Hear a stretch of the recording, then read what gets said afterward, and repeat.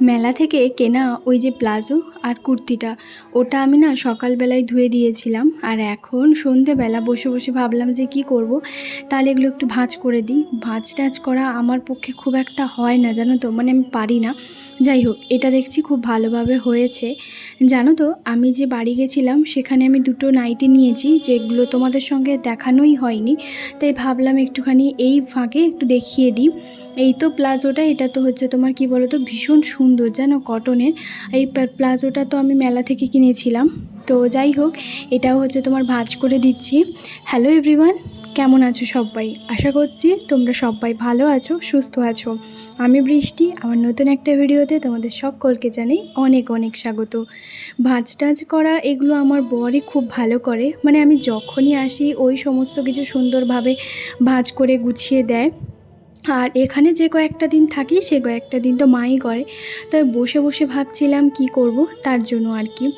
তো যাই হোক, এই নাইটিটাও না মা সকালবেলা ধুয়ে দিয়েছিল। আচ্ছা, এই নাইটিটাও আমি কিনেছি, আমার শ্বশুরবাড়ির ওখানে একটা দোকান আছে। তবে কোয়ালিটি ভীষণই ভালো, বা কটনেরও ভীষণ সুন্দর জানো তো। কিন্তু একটা কি আমার যেটা ভীষণ খারাপ লাগছে, সেটা হচ্ছে একটু পিঠটা না বেশি কাটা, মানে অতিরিক্ত। অতটা কাটা পিঠ আমি পরি না। তো সেই কারণে ভাবছি তোমাদের দাদাভাই এগুলো আবার পছন্দ করবে কি করবে না। করবে না তো জানি, তবে আমি ভেবেছি আমার কাছে বেশ কয়েকটা হচ্ছে তোমার কি বলো তো, বোট নেকের হচ্ছে ওই ব্লাউজ আছে, আমি সেগুলো দিয়েই পরবো। তো যাই হোক, ওই জন্য ওটা একটা নিয়েছি, আর সঙ্গে এটা একটা নিয়েছি। কেন জানি না, হলুদ রঙের নাইটি আমার প্রায় অনেক কটা হয়ে গেছে। বাড়িতেও হচ্ছে একটা দুটো আছে, তা বাদে যে নাইটিটা আমি পরেছি সেটাও কিন্তু হলুদ, আর এটা হচ্ছে কাঁচা হলুদ। তো এই নাইটিটাও ভীষণ সুন্দর। তো আমি ওই দুটো নাইটি নিয়েছি। আর ওই দোকানে ওই ব্লাউজ শাড়ি এগুলো ছিল, তবে শাড়ি ব্লাউজ আমার খুব একটা প্রয়োজন নেই বলে আমি ওই মুহূর্তে নিইনি। তো যাই হোক, নাইটিগুলো আমার কিন্তু বেশ ভারী পছন্দ হয়েছে। আসলে নাইটিটা আমি জানতাম না যে ওখানে পাওয়া যায়। আমার বাড়ির কাছে একজন ভাসুরের মেয়ে, ও পরে এসেছিল, ওর নাইটিটা ভীষণ পছন্দ হয়েছিল আমার। তো তাই ওকে আমি জিজ্ঞেস করেছিলাম, এই নাইটিটা তুমি কোথা থেকে নিয়েছো? তখন বললো এখানেই হচ্ছে তোমার দোকানে আছে। তাই আমি বললাম যে চলো যাবো তাহলে, এখন কি পাওয়া যাবে? তো বললো হ্যাঁ, সব সময় হচ্ছে দোকান খোলা আছে আর পাওয়াই যাবে। তো যাই হোক, সেই জন্য আমি ওইখান থেকে ওকে সঙ্গে করে নিয়ে আমি হচ্ছে দুটো নাইটি কিনেছি। আর নাইটি দুটো হচ্ছে আমি এখানেই, ওই যে জামাই ষষ্ঠী সামনে আছে সেই কারণে হচ্ছে তোমার পরবো আর কি। তো যাই হোক, এদিকে তোমাদের দাদাভাই না বেশ কয়েকটা জামা টি শার্ট এগুলো ছিল, কারণ ও এখান থেকেও যাওয়া আসা করেছিল, বাড়ি থেকেও যাওয়া আসা করেছিল, তার কারণে। তো বাড়ি থেকে যে কয়েকটা আমি নিয়ে এসেছিলাম সেগুলোও কিন্তু ভালো করে ধুয়ে দিয়েছিলাম। আর এরপর সকালবেলা মা তো কাচা ধোয়া এগুলো প্রত্যেক দিন মাই করে। আসলে আমার এখানে কোনো কাজই নেই, তো আমি তোমাদের সঙ্গে ভিডিওতে কি শেয়ার করব বলো তো। সকালবেলা ঘুম থেকে উঠে যখন আমি দেখি, মা কিন্তু সকালবেলা সব জামা কাপড় প্রত্যেক দিন কাচা ধোয়াটা করে। এই কাচা ধোয়াটা সকালবেলাটা না প্রত্যেক দিন, এটা কিন্তু আমার মায়ের কাছ থেকে বলতে পারো শেখা। সঙ্গে তো তোমাদের দাদাভাইও এগুলো পছন্দ করে। তো মাকে দেখে এসেছি প্রথম থেকে, মা সকাল সকাল ঘুম থেকে উঠে কাচা ধোয়া করে ফেলে, তারপরে মা বাদবাকি সংসারে হচ্ছে তোমার কাজবাজ করে আর কি। তো তার কারণে এই যে ভাঁজ করা জামা কাপড় যে কয়েকটা ছিল না, তো সেগুলো আমি ভাবলাম একটুখানি হচ্ছে শাড়িগুলো ভাঁজ করে দিই, তো মায়েরও অনেকটা সুবিধা হবে। তো এই পেছনের দিকে যে আলনাটা আছে তার মধ্যেই হচ্ছে তোমার রাখবো। তো এখানে বেশ কয়েকটা শাড়ি মায়ের আছে, তো সেগুলোই হচ্ছে তোমার কি বলো তো, একটু ভাঁজ করে দিচ্ছি। আগে শাড়ি টাড়ি এগুলো ভাঁজ করতেই পারতাম না, তবে এখন আস্তে আস্তে মোটামুটি পারি। হ্যাঁ, মানে ভালোভাবেই পারি আর কি। তো যেটা হয় না, ওই যে জামা কাপড়গুলো এগুলো খুব একটা হয় না। তো যাই হোক, এখানে দেখো ততক্ষণ থেকে বেশ অনেকগুলো হচ্ছে তোমার শাড়ি ভাঁজ করে ফেলেছি।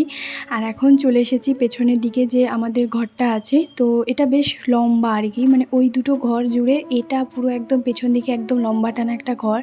ওই সাইডে হচ্ছে তোমার খাট আছে, তারপরে ফ্যান আছে ওপরে, আর এদিকে আলনা, এই সমস্ত কিছু আছে আর কি।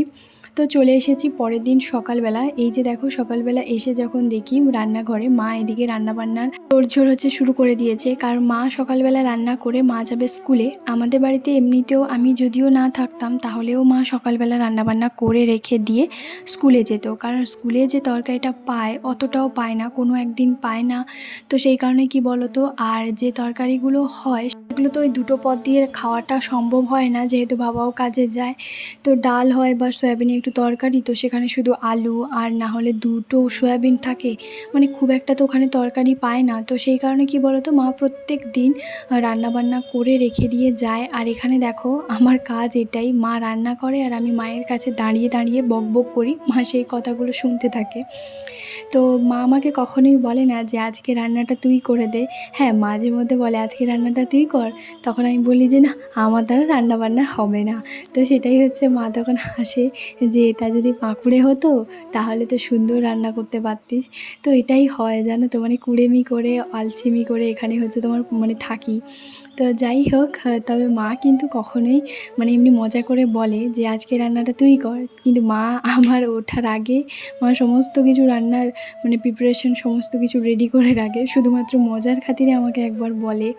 কারণ আমার রান্না করা আর আমার মায়ের রান্না করা 10 মিনিটের মধ্যে হয়ে যায়, আর আমার তো সেই ঘন্টায় হয়তো 2টো পদ রান্না করব এরকমটাই। আগে তো তবুও আমি যখন বিয়ের পর দিল্লিতে থাকতাম, বিশ্বাস করবেন আমি 2টো পদ রান্না করতাম। হয় ফ্রাইড রাইস চিলি চিকেনটা আমাদের বেশি হতো, বা মাছের ঝোল আর ভাত ওরকম একটু বেশি হতো। সেই মাছের ঝোল রান্না করতে আমার 1 থেকে 2 ঘন্টা সময় লাগতো। তা আবার 1টা 1:30টা বাজিয়ে দিতাম। মানে আমি এত আস্তে আস্তে, মানে আমি ভাবতাম কী বলো তো, যদি আমি মানে ফ্লেমে হচ্ছে তোমার গ্যাসে রান্নাটা করি, যদি তরকারি পুড়ে যায় বা যদি তরকারি হয়ে যায়, মানে এরকমটাই আমি সত্যি বুঝতে পারতাম না। আর জানো তো, আমি যখন প্রথম রান্না করি তখন আমি সব তরকারিতে চিনি দিয়ে দিতাম, মানে একটু মিষ্টি মিষ্টি। আমি ভাবতাম কি যে তরকারিতে মনে হয় মিষ্টি মিষ্টি স্বাদটাই হয়। একদিন তোমাদের দাদাভাই বলে, আছে এই তরকারিগুলো কি মিষ্টি হয় নাকি তুমি মিষ্টি প্রত্যেক দিন দাও?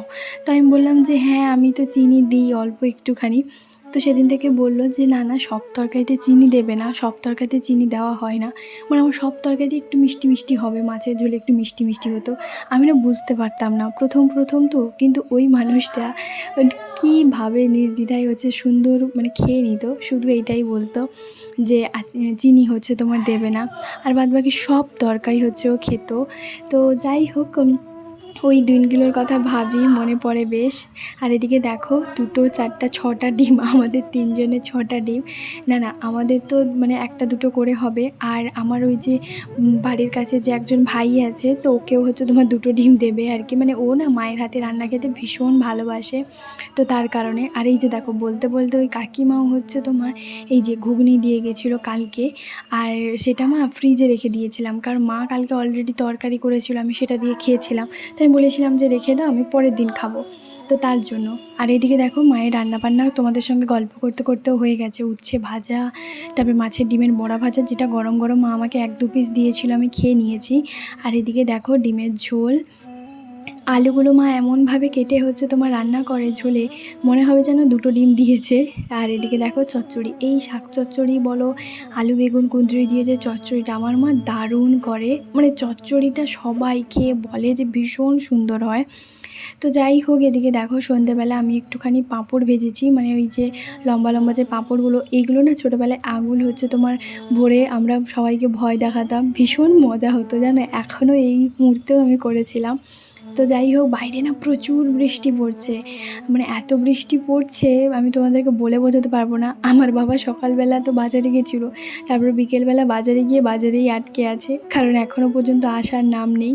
তো তারপর এই যে দেখো আমি বসিয়েছি চা, আর এর মাঝখানে আমার বাবা ভিজে ভিজে বাড়ি এসেছে। আর এখন দেখো আমি হচ্ছে তোমার রাতে এই যে বড়া ভাজা আর পান্তা খাচ্ছি, কারণ না শরীরটা ভীষণ গরম হয়ে গেছে তার কারণে। তো এই দিন হচ্ছে সেদিন আর ভিডিও করা হয়নি। পরের দিন ঠিক দুপুর এখন 2টো বাজে, কেমন হাওয়া বাতাস হচ্ছে। আমার বাবা এইমাত্র কাজ থেকে এসেছে, আর কোথা থেকে এই গাছটা নিয়ে এসেছে।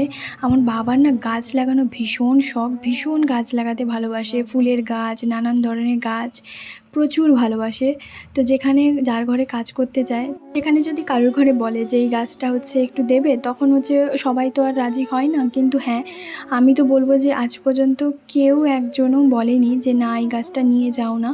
কিন্তু বাবাও অনেক গাছ হচ্ছে তোমার ওই মানে কিনেছেও। তো তারপরে এই যে দেখো আজকে এই পাতাবাহারের গাছটা নিয়ে এসেছে।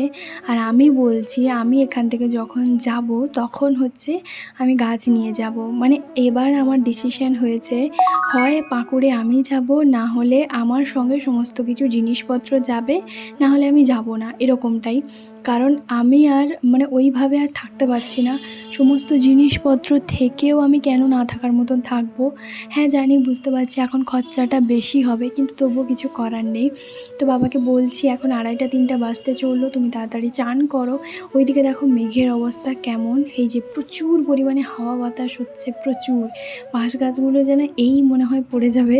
আর এত সুন্দর মিষ্টি সুন্দর মানে মধুর একটা বাতাস হচ্ছিল না, সে আর কি বলবো। তো যাই হোক, আর দেখো কত ফুলের গাছ লাগিয়েছে বাবা। তারপরে ঘরের মধ্যে যে গাছগুলো আছে সেগুলো হচ্ছে বাবা কিনে নিয়ে এসেছে। তো এই দিকে আমি বাবাকে বারবার হচ্ছে তোমার ঠেলা দিচ্ছি যে যাও তুমি চান করবে যাও, ততক্ষণ থেকে কিছু খাওনি, এরকমটাই।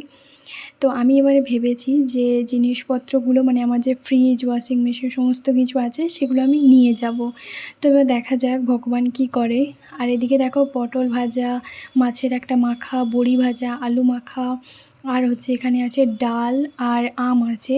তো মানে এই দিয়ে আজকে খাওয়ার, কারণ আজকে না আমি মাকে বলেছিলাম একদম হালকা পাতলা করতে। এমনিতেও আম ডাল হলে আমার আর কোনো দরকার নেই, মানে আম আমি এত খেতে ভালোবাসি।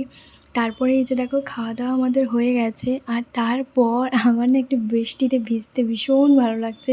তো সেই কারণে আমি বৃষ্টিতে ভিজছি, আর আমার বাবা আমাদেরকে ওই দিক থেকে বলছে ঠান্ডা লাগবে কোথায়, বৃষ্টিতে ভিজছে এদিকে। আমি বাইরে হচ্ছে তোমার বৃষ্টির মজা নিচ্ছি, এতটা পরিমাণে ভালো লাগছিল কি আর বলবো। বৃষ্টিতে ভিজতে কিন্তু ভীষণ ভালো লাগে। তবে ওই যে প্রচণ্ড পরিমাণে না হেয়ার ফল হয়, এমনিতেও বর্ষাকাল, এখন তো হেয়ার ফল হচ্ছে। তারপরে আমার মানে চুলটা তো ভীষণ ভালো, তাই না? মানে আমার চুলটা ভীষণ পাতলা, ভগবান যা দিয়েছে আমি তাতেই খুশি। কিন্তু আমাকে মনে হয় ওই যে মাথার চুলটা একটুখানি পাতলাই দিয়েছে। তো যাই হোক, তবুও যেটুকুনি পারি একটুখানি রাখি। আর চুলের যত্ন খুব একটা আমার দ্বারা হয়ে ওঠে না। তো তার কারণ কী বলতো, একটুখানি মানে আমার একটু প্রবলেম হয়। তো যাই হোক, এমনিতে তো চুল ওঠে, তারপরে এখন বৃষ্টিতে ভিজছি, ভাবছি মাথাটা এখন একটুখানি ভিজিয়ে নেব।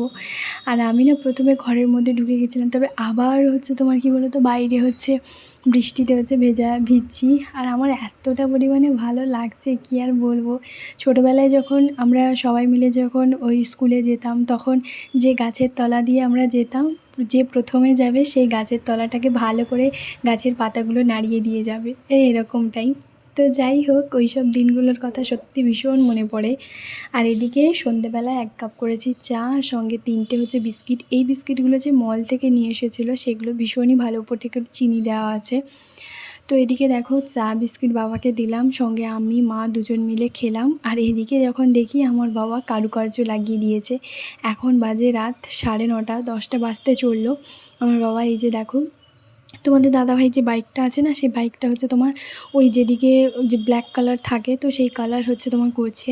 তো সেটাই আমি তোমাদের দাদাভাইকে ভিডিও কলে দেখাচ্ছিলাম। ও বলছে যে বাহ, বেশ ভালোই তো করছে, আগেরবারও যখন এসেছিলো তখনও করে দিয়েছিল, আর এখনও হচ্ছে তোমার করে দিচ্ছে। আর বাবা যখনই রং করে না, বাবার কাছে বসে থাকি, বকবক করি, এটা কেমন দিলে, ওটা কেমন করলে। মানে এটা আমার একটা ছোটোবেলার অভ্যেস। কখনো কখনো আমি আমার বাবার কাছ থেকে ওই যে রং তুলি নিয়ে আমি আবার রং করতে শুরু করে দিই।